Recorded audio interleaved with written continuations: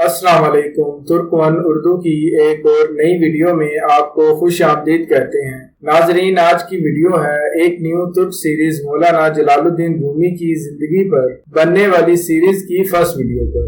ناظرین، آج کی ایپیسوڈ میں ہم آپ کو ہلکا پھلکا ذکر مولانا جلال الدین رومی کی زندگی کے بارے میں بھی بتائیں گے۔ 13ویں صدی کے ایک عالمی شہرت یافتہ فارسی شاعر، عالم اور صوفی ہیں جن کی تعلیمات دنیا بھر کے لوگوں کو متاثر کرتی رہی ہیں۔ مولانا جلال الدین رومی کی شاعری اور تعلیمات کو مختلف ثقافتوں اور پس منظر سے تعلق رکھنے والے لاکھوں لوگوں کو پیار ہے اور ان کی میراث ہر سال ترکی، ایران اور دنیا کے دیگر حصوں میں منائی جاتی ہے۔ حال ہی میں ایک نئی ٹی وی سیریز جس کا عنوان مولانا جلال الدین ہے جاری کیا گیا ہے۔ اس سلسلے کی پہلی کڑی بل کے شہر میں مولانا کی پیدائش سے شروع ہوتی ہے جو اب افغانستان میں واقع ہے۔ ان کے والد بہاؤالدین ایک ممتاز عالم اور صوفی تھے اور مولانا ایک ایسے خاندان میں پیدا ہوئے تھے جہاں ان کو اسلام اور تصوف کی تعلیمات سے روشناس کرایا گیا اور انہوں نے مذہبی متن کو سیکھنے اور تلاوت کرنے میں ایک قابل ذکر صلاحیت کا مظاہرہ کیا۔ جب مولانا ابھی لڑک پن میں تھے، ان کے خاندان کو علاقے میں سیاسی انتشار کی وجہ سے بلخ سے بھاگنے پر مجبور کیا گیا۔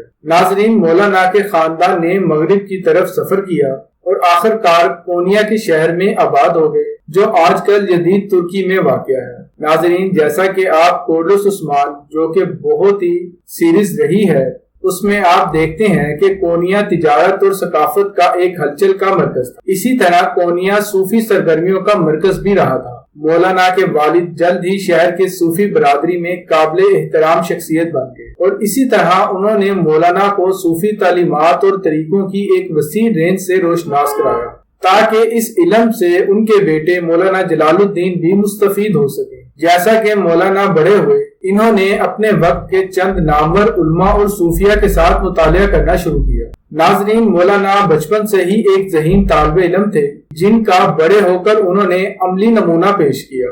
انہوں نے اسلامی الہیات اور فلسفے کے بارے میں اپنی گہری معلومات اور تفہیم کی وجہ سے جلد ہی علاقے میں شہرت حاصل کر لی۔ اپنی زندگی میں خالی پن اور عدم اطمینان کا احساس کرنے لگے، تاہم خدا کے ساتھ گہرے تعلق کے بچپن سے ہی متمنی تھے اور انہوں نے محسوس کیا کہ ان کا حاصل کردہ مطالعہ اور وظیفہ ان کی روحانی خواہشات کو پورا کرنے کے لیے کافی نہیں تھا۔ اپنی زندگی کے اسی دور میں مولانا کی ملاقات شمس الدین نامی جو کہ ایک پر اسرار صوفی تھے ان سے ملاقات ہوتی ہے۔ ناظرین، شمس الدین ایک آوارہ درویش تھے جو تبریز سے اپنے گھر سے مولانا کے والد کی تلاش کے لیے آئے۔ جب وہ کونیا پہنچے تو انہوں نے جلد ہی مولانا کے ساتھ گہرا تعلق قائم کر لیا اور دونوں آدمی گہری گفتگو اور مراقبے میں لاتعداد گھنٹے گزارنے لگے۔ شمس الدین نے مولانا جلال الدین کو روحانیت کے بارے میں سوچنے اور ایک نئے انداز سے متعارف کرایا۔ انہوں نے ان کو سکھایا خدا کا راستہ علمی مطالعے یا فکری تحقیقات کے ذریعے نہیں ہے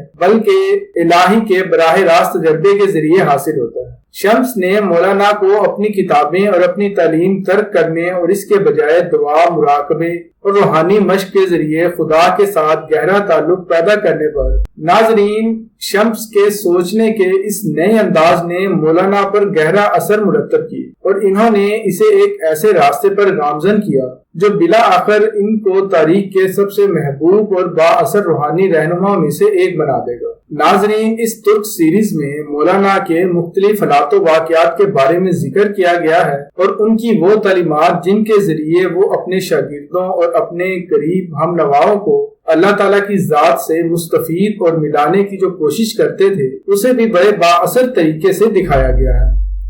ناظرین، خاص طور پر اس ڈرامہ سیریز میں مولانا کی اللہ تعالیٰ سے محبت کا ایک خاص قسم کا طریقہ بتایا گیا ہے۔ اللہ تعالیٰ سے ناظرین مولانا کس طرح اللہ تعالیٰ کے تعلیمات سے روشناس ہوتے اور لوگوں کو بھی روشناس کرانے میں مدد کرتے تاکہ لوگ اللہ تعالیٰ کے بتائے ہوئے احکامات پر چل سکیں اور زندگی میں کامیابی حاصل کر سکیں۔ ناظرین، امید کرتا ہوں ہماری آج کی ویڈیو آپ کو پسند آئی ہوگی۔ اپنی رائے سے کمنٹ میں آگاہ کیجیے گا۔ ناظرین، ویڈیو کو لائک کرنا بالکل نہ بھولیے گا۔ اگر آپ نے ابھی تک ہمارے چینل کو سبسکرائب نہیں کیا تو کر لیں اور ساتھ لگے بیل آئیکن پر بھی کلک کریں تاکہ ہماری ہر آنے والی ویڈیو سے باخبر رہ سکیں۔